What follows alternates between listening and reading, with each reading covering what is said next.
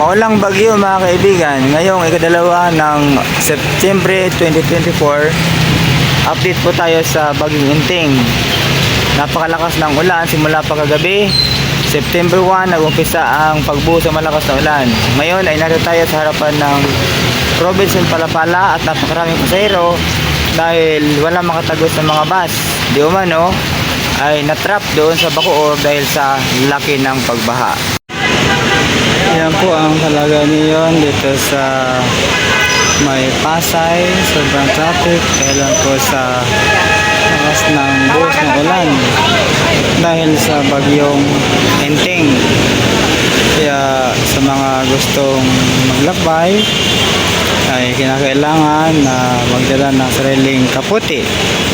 Hindi ito Inting Kabisote, kundi Inting, kailangan ang kaputi. Kaya mag-ingat po kayo mga kaibigan.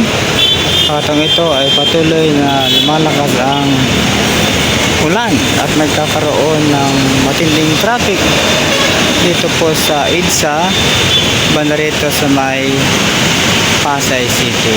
Magdala ng kaputi dahil kay Inting kaputi ang kailangan po natin mga kaibigan. Kapansin-pansin din po ang mga pampasahero sa sasakyan, lalo na mga bus. Nakakonti ang kanilang mga pasahero. Ilan po sa pagsuspindi ng klase at ng trabaho ng mga manggagawa dito sa Metro Manila. Kaya yan, makita natin maluwag na maluwag ang bus na ito galing sa Caloocan papunta sa PTX. Ito po tinatawag na carousel. Kahit matulog sa upuan dahil sa luwag po ng mga sasakyan, lalo na mga pampasahero bus dito sa Metro Manila.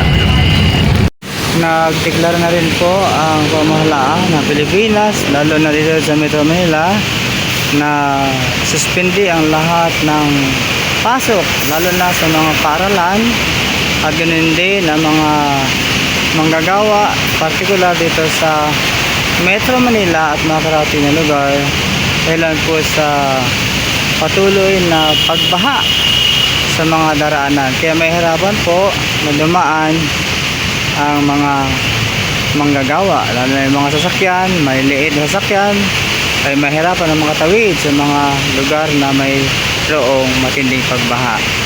Yung iba ay nakapasok mga kaibigan, pero pinauwi na rin ang kanilang management na sa ganon sila ay makabalik sa mga tahanan ng ligtas sa anumang uri ng kapahamakan.